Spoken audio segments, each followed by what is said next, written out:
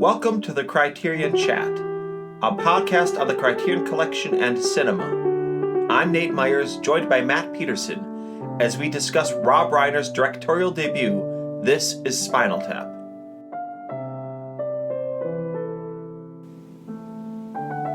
Transitioning from TV to movies, Rob Reiner partnered with Christopher Guest, Michael McCain, and Harry Shearer to create Spinal Tap, the fictitious rock and roll band from England, as they launch a new tour in the United States. Filmed as though it were a documentary, This Is Spinal Tap mocks the rockumentaries and heavy metal bands of its era without falling trapped to cynicism. Instead, its ensemble of actors, writers, musicians, and filmmakers have crafted a humorous tale that looks upon its fictional subjects with affection as it satirizes the tropes of the music industry and its role in popular culture. Released in 1984, This Is Spinal Tap effectively molded a new genre, the mockumentary, as it launched the careers of many of its participants and even highlighted future stars in minor roles, from Billy Crystal and Dana Carvey to Bruno Kirby and Fran Drescher. Through its ingenious improvisation, the cast creates indelible personas that could easily be mistaken for real rock stars thanks to the editing and filming of real documentary crew members. Although the movie was not a success upon its original release, This Is Spinal Tap gained acclaim and influence in the years following its release. As a story, Rob Reiner's first foray into feature filmmaking manages to develop an engaging examination of a band's attempt at a comeback while creating memorable gags, dialogue, and even music. Released by the Criterion Collection on DVD in 1998, This Is Spinal Tap is presented in non-anamorphic widescreen with a variety of special features, including 2 audio commentaries and the original 20-minute demo reel that was shopped around to investors. Join Matt and me as we don our spandex pants and skull t-shirts to rock out with England's loudest band.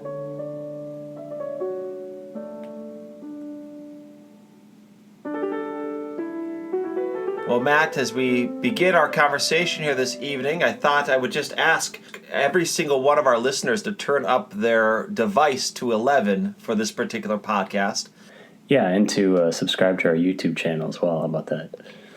Yes, right. We have a YouTube channel. Subscribe, and turn up to 11. That's right. So, well, before we get into the movie This Is Spinal Tap, Matt, I was curious just about the idea of mockumentaries in particular, and talking about those before we get into this specific example of it. Just your thoughts about that genre or that style of filmmaking, this idea of doing a documentary that's obviously fake and presenting a story in this way in a fictional context. Just what your thoughts are of it, and if you have any particular examples of this genre that you think are worthwhile or good examples for people to go and see. Yeah, I'm kind of mixed on this genre in general, I guess. You know, the Christopher Guest films, I guess, are the most famous and probably successful films in this genre. Of course, this film really launched it. There are things I enjoy about it, but there's something about the genre that always seems, a lot of these films just seem very impressed with themselves. I guess that's one thing that I find a little irritating sometimes, and I do feel like this film falls into that to a degree, even though it is very funny, and it's the kind of film that you have to, I think, appreciate or you appreciate it more with repeat viewings. It's been many, many years since I've seen This Is Spinal Tap, so watching it again was a fairly fresh experience for me. I think that's the real danger with this genre, is walking that line. It's a very fine line you have to walk between having things come across as realistic to a point, right, but not to go over the edge into complete farce. And that's a real challenge, and it's very easy for things to really get out of control. I mean, you can think of Borat, for instance. I guess that's one that comes to mind. A couple other famous ones would be, I guess, The Gods Must Be Crazy comes to mind.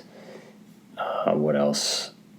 I guess District 9, that science fiction film, kind of had some documentary type elements to it, even though that wasn't really a comedy.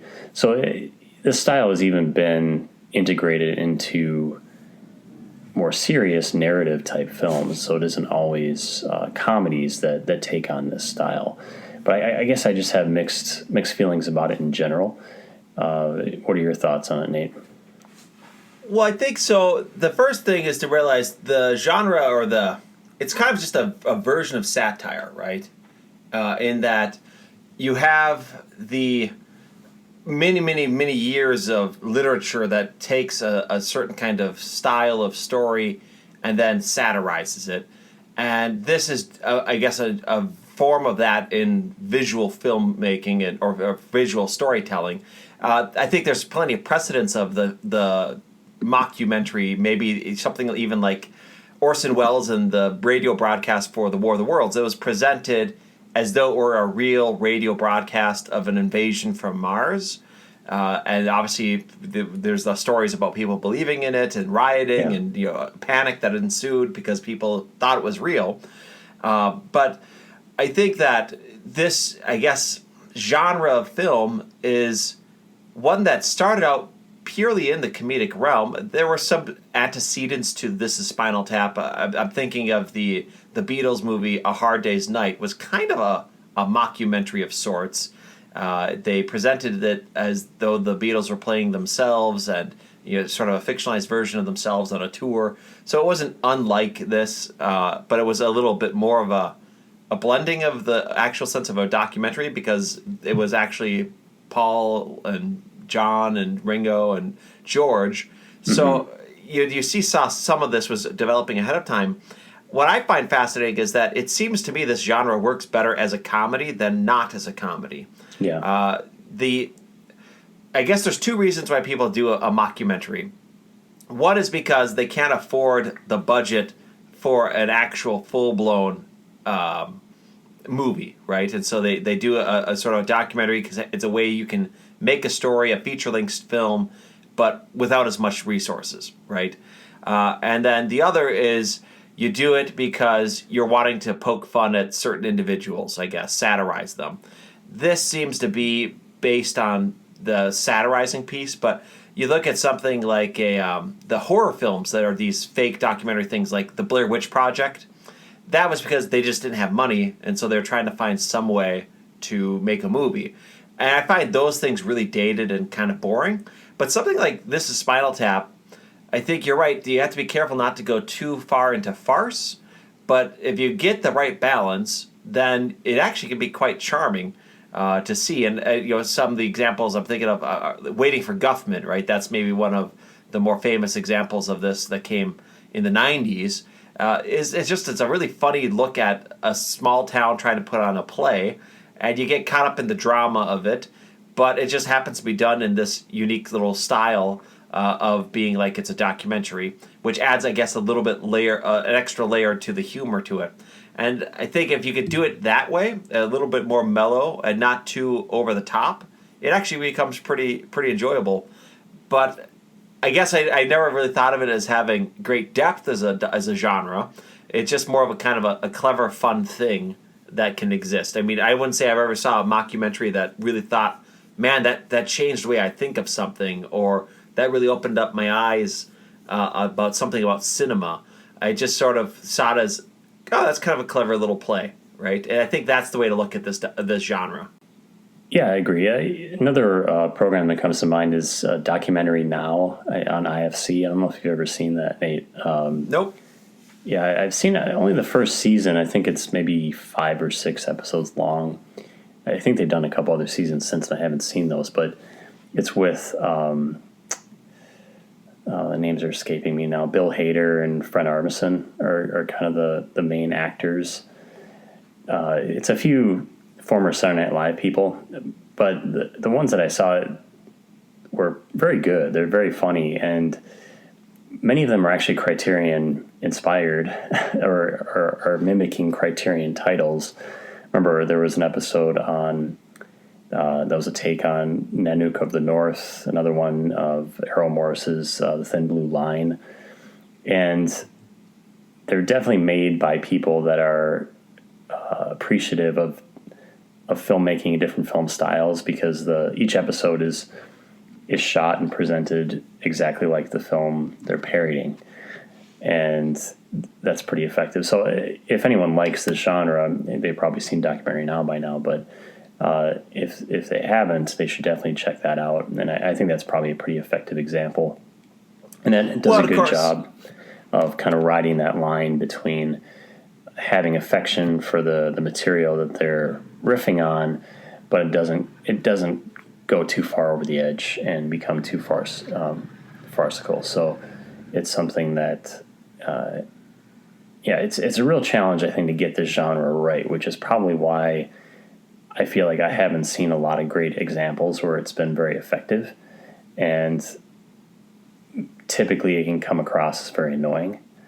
But the probably the biggest examples of success for it, where I think audiences today probably take this in stride, almost not paying attention to it, would be on television, right? The Office, Parks and Recreation, those are all mockumentaries with the cutaways and the interviews. And so people, I think, are very accustomed to this now because of TV, but almost always exclusively in that either comedic sense or otherwise in a horror story sense. It seems like those are the only kinds of areas where you do this. And I suppose you really couldn't. I mean, I don't know how this genre could work. I'm doing a fake documentary about a divorce or something like that. I mean, I think people would take that poorly. I don't think an audience would respond effectively to that, right? Whereas they can take some level of satisfaction in watching Steve Carell as though he's managing an office. Or this example of Spinal Tap, where you have this idea of a band that's just kind of a little quirky, right? And you kind of play with the rockumentary that had existed. So I think, it's a genre that is limited in what it can do, but when it's done well, it's a rather enjoyable evening's entertainment. Yeah, and I think Spinal Tap, definitely falls into that camp of mockumentary that's done well. Obviously, this is a very popular film. As you mentioned, it wasn't very successful in its original box office run, but gained a following on home video and has since really become a cult classic film, and of course led to other films by Christopher Guest in particular. Well, and even the band, right? Actually, the actors went out and played these personas and did a tour as Spinal Tap, right? And in the early '90s, as a matter of fact, that's how I first came to even know about Spinal Tap. I actually thought they were a real band when I was young. I was probably about 7 or 8 years old or something like that, and I heard about this tour. And then they were on The Simpsons, an episode of The Simpsons that featured them. Bart goes to his first rock and roll concert, and I remember thinking, they'd had Aerosmith on The Simpsons. It must be just another band doing voices of themselves, right? Guest stars. It wasn't until a couple of years after that I ever realized that this was all a fake band. So it is interesting how this movie did get a cult following, really, as you said, from home video. Because I think at the time it came out, the genre wasn't identifiable the same way it is now. People right now, if you showed them This Is Spinal Tap today, they would be nobody who wouldn't understand this is a fake documentary. It's a mockumentary, right? Everybody would get that right off the bat. But in '84, when it was released, and as they were doing screen tests for it, they oftentimes had people confused, and the studios were thinking, well, if you're going to do this, you got to add something in to make it really obvious that this isn't a real documentary. And I think why this film works better than a lot of other examples of the genre is because they didn't do that, right? Other than maybe a little wink to the audience when Rob Reiner, who at that point in time had been known from the All in the Family, right, as what is his character's name? Is it Meathead? Is that the name of his character on All in the Family? Yeah, I think so. Yeah, I never liked that TV show, so I can't really remember it, but I know that he was famous from that, right? So when he's up there right away introducing himself, saying I'm Martin DeBerge, this is going to obviously get people to know, he's playing a part, and then you start from there understanding this is a fictional story, but the way they actually execute it the entire way is as if it was a real documentary. And if you watch this in, say, comparison to something like The Last Waltz, which seems to be obviously a part of what they're inspired by as they made this work, it follows the beats and the style very closely, other than the fact that you just happen to have characters that are rather, there's kind of a stupidity to them that you wouldn't necessarily find in a typical documentary about a rock and roll band, right? Yeah, I think a lot of people that saw this the first time even thought maybe this was a real band. And that's maybe one of the disturbing aspects of this film, is that it's probably not very far removed from the reality of some rock bands, or maybe a lot of rock bands, I don't know. There's quite a few real-life rock stars that look to this as one of the best films made on rock bands, because they see a lot of truth in it in that regard. Well, I think it was Ozzy Osbourne who said, so one of my favorite bits in the whole movie, and I suppose we should get into the movie a little bit here, but it's the scene where they get lost backstage and they can't figure out where to go on the stage, and they wind up going in a circle, and then they come in upon the maintenance man who gives them directions, and they get really excited, they pump themselves up, and then they walk right back towards the maintenance guy again. Yeah. And I guess Ozzy Osbourne had said that actually has happened to him when he has been trying to find his way to a stage, that he totally got lost. So I think that they must have, in their, because the cast, right? Christopher Guest, Harry Shearer, Michael McCain, they all are great. Well, I shouldn't say great, but they're all talented musicians and have been in bands themselves. And so that they take this seriously. I'm sure they understand a lot about the music industry and probably absorb stories like that, and then they just played on them through their own comedic sensibilities and added to it. And I think that's why this movie works pretty well as an exploration of a band that's really a bunch of has-beens, right? That's making their way, trying to make a comeback and just failing in the effort of it. And it's a band that doesn't really have an identity either. They're a very opportunistic group, right? So they completely change their band image at any given point to try to ride the wave or whatever's popular in music at the time. And some of those cutaways to their prior incarnations are some of the funnier bits in the movie. But yeah, I mean, I like you said in your opening, I think the film has great affection for the music industry and kind of the craziness that comes with that, and that comes through here. It doesn't get too over the top. It doesn't get too farcical, and that's to the movie's credit for sure. And the musical numbers are obviously played for comedy, the lyrics in particular, and I do feel like the movie kind of grinds to a halt whenever the musical parts start, even though they're meant to be comedic, and there's some funny antics that take place during those bits. But it's really in those character moments or the interactions between the band members and their conversations, that's where the movie, I think, really finds its legs, and less so in the music. I would agree. I mean, part of that's probably I'm not a huge fan of this exact kind of music, right? So I wouldn't necessarily pick up on everything that maybe somebody else would, that was more into things like Black Sabbath or Judas Priest or whoever they would have been kind of ripping on. But I think what I really enjoyed about this is the fact that, so you take this band, and we can maybe just go through the different characters. There's David St. Hubbins, our lead vocals, right, played by Michael McCain, and he is a, just kind of an idiot, right? But totally oblivious to it, right? And then you have Nigel Tufnell, Christopher Guest, who's obviously got real talent, but just can't really, I guess, differentiate between what is appropriate or not appropriate. I'm thinking of that scene where he's playing the piano, and it's this very nice, beautiful medley, right, that he's playing. And then Rob Reiner asks, well, what is that? What's the name? Oh, this is called Suck My Love Pump. And you just go like, there's no ability to understand, right? I think the humor comes a lot from that. Like, they're playing these characters, this band, that isn't just a bunch of morons. You go, oh gosh, they're so awful. Like somebody auditioning on American Idol, but you go, they just the humor comes from the fact that they don't seem to have any sense of their surroundings, any sense of what their music could mean. And I guess that gets at that point of what you said earlier, Matt, about how they're opportunistic. At one point in time, they're kind of doing the Monkees, and then now they're heavy metal, right? So it's just a fascinating way at which I think they draw the humor from this band. But like you said, the stuff that's probably best is just looking at the band, not the stage performances, but the humorous incidents they have, the way they run into a different person, obviously the interactions with Ian Faith, their manager, played by Tony Hendra, is I think the heart of the story, and then just figuring out the dynamics, the rivalries that exist among them as they try to figure out how to manage an unsuccessful tour. Right, it's just seeing it not working for them.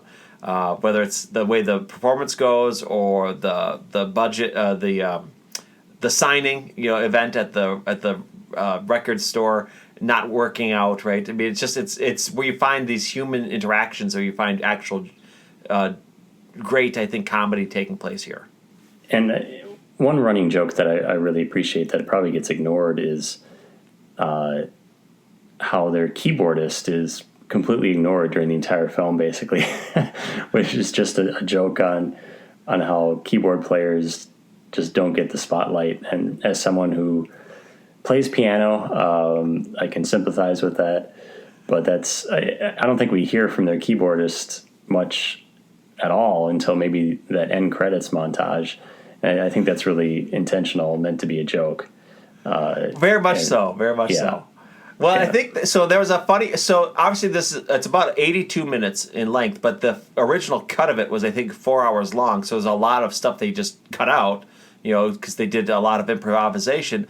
One of the subplots they had was that there was a particular groupie that the band was sleeping with, and you see a couple of points of time where they have these herpes sores on their face, and then I guess it wound up getting cut off, so you didn't see the whole story. But eventually, it worked out that everybody but the keyboardist actually wound up sleeping with her, and they fired her. But he was never understanding why they got rid of this particular girl that was around them. And so it's just that gets like the keyboardist isn't even part of like the actual band, right? So yeah. And I just like the fact that it ends with the drummer spontaneously combusting on stage in Japan. I mean, I don't think of too many movies that I've seen that have spontaneous human combustion on them. And they talk so nonchalantly about that. But yeah, that's one of the best running jokes in the movie, is just the fates of their different drummers over the years, and of course the famous "you can't dust for vomit" line. Right. Yes. Yeah, that's. I think that's. Yeah, again, they walk this fine line where the characters they just really have no sense of self-awareness, right? Or they're just so used to this world of sexism and stage violence, or however you want to characterize heavy metal or the music industry in general, that they obviously they can't recognize if something is inappropriate to the public at large. The whole fiasco with their album cover, of course, being kind of the main thing, and then the studio eventually, the record label just puts out a solid black cover.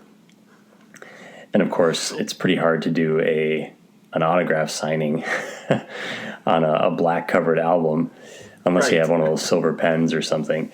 And that's a joke they probably could have made and didn't quite. Maybe it was cut out or something, but that's one thing that occurred to me during the film. Right. Well, I think so. What I loved about that is it plays on the sense of artists being so committed to their art, right? And so this cover, they have it as though it's this great expression of something, when it's really just this vile sexist image, right? And then almost trying to stand on a principle here, and you just think of how often that happens with artists, that they get so full of themselves and believe in themselves so much that they can't see how absurd they look to anybody else, right? And I think that's one of the things this film does play on and does a great job with. Never being, I think, like a condescending look at it, but just sort of allowing for the fact that artists can be absurd at times, right? And that celebrities can be absurd at times. And I think it helps you to kind of laugh and say, okay, at least this group of people who are all celebrities understand that about themselves. And I think that's what I enjoyed most about it. I mean, just even the fact that they have this celebration, the party where they're going to launch their tour, and there's mimes that are they're doing the wait staff. It's like, why on earth are there mimes serving at a dinner party, right? But it's a kind of eccentric thing that this kind of world sometimes does, and they just have humor with it, right? And it kind of go a little over the top in the film, but I think it's done all with just that right amount of restraint that it can work, and you still sort of buy it as a documentary, even though we know it's fictional. Yeah, and Billy Crystal is one of the mimes, isn't he? I think it's his little cameo. Yeah, and Dana Carvey. Yeah, that's right. Yeah. Yeah. I don't think Dana Carvey has a speaking line in it, but you can tell it's him when you look at it. And Paul Schaefer shows up too. I assume you recognized him, right? Yeah, as he the was the promoter. Yeah, the Midwest guy. Yeah. So long before his David Letterman run, I assume. But yeah. Well, maybe we could just focus in a little bit, because I think one of the things the film does well is this is, I think, important for comedies that oftentimes gets missed. Sometimes comedies are focused almost entirely on gags. Okay, have a new joke, have a new joke, have a new joke. But I think that ultimately never makes for a satisfying comedy. A comedy has to have some kind of sense of a story and a drama as something it's building towards, because it is still a work of art, right? It's a film. And so it's not a skit that you just do on Saturday Night Live, right? You need to have some sort of character and some sort of momentum. And I think this does succeed in doing that by having sort of the setup of the drama within the band, right? You see that there's this obvious friendship between Nigel and David that exists. And then you have the Yoko story, so to speak, right? As David's girlfriend shows up and creates the tension, and then Nigel feels like he's being forced out. And then you also have just the put-upon promoter who has clearly a losing product, has nothing he can do to help this band. Really, they're doing everything they can to make his position even worse.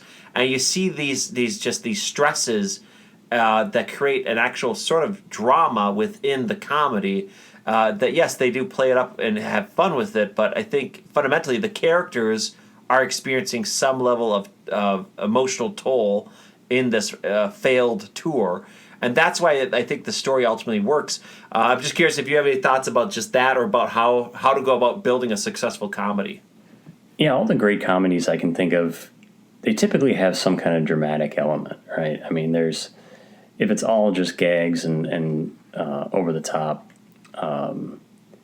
antics, there's no punctuation there, right? It's kind of one note.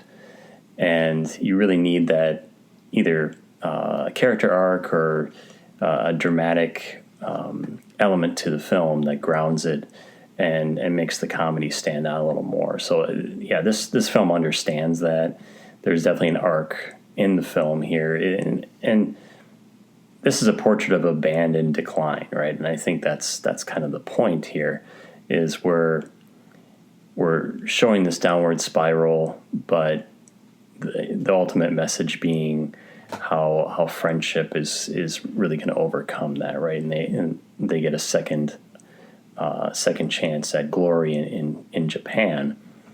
But it's funny how watching it, I noticed the documentary artifice really lightens up toward the end of the film, and a lot of that material is presented almost more like a conventional narrative film in terms of the intercutting, especially that scene right before the last performance where Nigel returns to the stage and he's talking kind of one-on-one with David.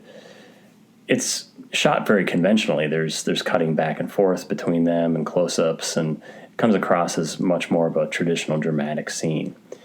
And whether or not that was intentional, it probably was, because it helps those moments really play out better, I think, than if you just had the handheld cameraman kind of panning back and forth or moving around the room.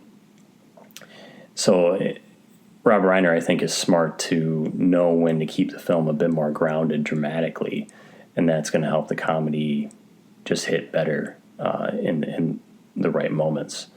So it's smartly presented, and again, even though there are moments where I feel like, okay, these guys they seem pretty impressed with their own comedy or just the subtlety of what they're doing, it still remains effective, and I think Rob Reiner probably had a lot to do with that, had a lot to do with keeping them grounded and hopefully not letting the improvisation get out of control. But it sounds like they had a ton of material, 100 hours or whatever, to mull through. And it's wise to keep this to 82 minutes or whatever it is as well. I think films like this really can overstay their welcome very quickly, and they have to be on the shorter side to be effective. Yeah, those are great points. I think the fact that you need to have, for a film like this to work, the comedic talent in front of the camera. And they clearly have here, right? I mean, each of these guys has done great big things beyond this, right? Harry Shearer, of course, right, becomes Mr. Burns on The Simpsons, and Principal Skinner and all these different figures. So these are not people who are devoid of an understanding of comedy. But if you don't have someone to corral and direct and focus it, then it becomes absolutely incomprehensible. So the role of Rob Reiner as a director here, and he co-wrote it with them as well, to the extent that it really didn't write a script. They created a general sort of structure of scenes, and then they just let them play it out, and then got their coverage through a few different passes of just playing out that scene a little bit. I think he does have the good sense of knowing that, yes, tighten it up, because I think they obviously tested this with a slightly longer, and he cut it down too, was he saw that people were getting restless. Okay, remove certain things that maybe we find funny but just aren't helping the plot move forward. And then also having the idea that you can sort of, once you've created the conceit of this being a documentary, then you can set up some of the more important stuff to have it land as though it is actually a real film. So having that final confrontation between David and Nigel play out as if it were just a regular, cutting back and forth between two people having dialogue is fine, because we've already bought into the fact that I'm watching a documentary, right? If you started out that way, and that's your opening scene, it's going to be pretty hard to make the rest of the film work. But he's already created the world in which we're accepting this as a documentary about this band, that we're able to allow him a little bit more liberty of how he stages it. And of course, as you and I both know, Matt, I mean, any documentary is somewhat staged anyway, right? I mean, they go in and they get B-roll, they get things to try to have for helping with editing. So it's not like it's just this perfectly raw footage that's just being presented. Well, the presence of the camera always alters the subject, right? I mean, that's kind of For sure. Yeah, that's kind of the, you can call it theoretical statement that gets thrown out there when it comes to documentary film in general, that, you know, you're trying to capture truth and real events, but just the presence of the camera is going to alter how those events play out. Yeah, it's the observer effect, right? An observer is going to have some role in what's being observed, especially when people are aware they're being observed, right? So, yeah, there's no way around it. But, no, I think that this movie is actually pretty well made, considering what it is. And I think I appreciate it because it doesn't try to pretend it's more than it is either. I don't feel like I get the sense that they were overly satisfied with themselves and their humor by any means. But I do think that they certainly are aware of what they're doing, and that they're experimenting with something new here. But I get the sense that they just were having a good time, and the film plays off like that. We get to have a good time with these people as they had a fun shooting experience. Yeah, I'm reminded of the recent Ghostbusters remake. And it's not a mockumentary, of course, but that's how not to do improvisational comedy on film, right? So Paul Feig directed that. Of course, he had directed The Office, which we talked about earlier, directed quite a bit of that series. And there's a film where the actors were just allowed to run amok, and the film really is a disaster as a result. So, yeah, not to hit that point too hard over the head, but you really need someone to corral and guide that process. And that clearly has taken place here, and it really makes the film much more effective. But the film has a lot of classic moments. Obviously, the going to 11 moment is probably the most famous one. Well, they even started making amps that go up to 11 after this. Oh, really? Yeah. I mean, that actually became something people started doing. I mean, partly as a joke, but I mean, it's just still, it tells you how much this wound up actually impacting larger culture, right? Yeah, it was pretty influential. To me, the funniest bit is probably the Stonehenge bit. I don't know why I think that's so funny. I think it's realization that I think it's that scene beforehand when he's got it and you just see this image. It looks so great, and then it's like, so it'll be the full size. No, this is it, right? Angelica Houston as the designer of it, and the actual scrap of paper said 18 inches. It's like that's all it is. Yeah, and of course when it comes down on stage during the song, just how tiny it is, and then the little people come out, and of course the scene after that where they're reacting to it, and how the prop was under threat of being trampled by a little person. That part I think is. No one seems to talk about that part, or at least I don't hear people talking about that part when it comes to this movie, but that's the funniest bit to me. Well, see, my personal, I think I really like Ian Faith, the promoter, right, played by Tony Hendra. I just think the sense of him trying to spin this band into a success, and the scene when he's talking with Rob Reiner playing Marty DeBurgi, which clearly is obviously a playing on Martin Scorsese, playing on Brian De Palma and Steven Spielberg, right? So he's taking those three names and bringing them together to create this sort of fictional director of that era. But I think the scene where he says, when I was seeing when I was seeing Spinal Tap when they were here before, they were playing in this kind of size of a volume or stadium, and now they're playing it with this size of a crowd. Does that mean they're no longer as popular? And the spin of no, their audience is more selective. Yeah. It's just, I love that line for some reason. It's just, it's not that this is going badly. It's just the audience is more selective. Yeah. And I don't know if this film originated the whole, I'm sure it didn't, but just the whole idea of a band being very popular in Japan and nowhere else, that being the really kind of the final joke of the film is very fitting. That's the best way to kind of leave the film on a high note, right? It makes the audience feel good that, they're getting a second chance, they're getting successful, but at the same time, it's really meant to be still a knock on their lack of success, right? Right, yes. And that they also don't quite know it or understand it themselves, right? Yeah. Yeah. No, I do enjoy it. I do think it's a fun movie, right? And I think that's what, some movies, they make the critical mistake of thinking they're more than they are. And this one just is what it is. It doesn't try to pretend it's something else. It just is what it is, and it does a good job of being a mockumentary, and it's happy with just being that and staying there. And I think that's something that's enjoyable to see, right? Not everything has to be Shakespeare. It's okay sometimes to have something just be fun entertainment. Well, moving into the conversation just about the release, this was put out by Criterion. It's actually Spine number 12, so one of their very early releases on DVD, and has not been put out on Blu-ray. So it's been put on Blu-ray by a different studio, I think by 20th Century Fox maybe, but this is not yet been upgraded by any means, and I doubt it ever will be.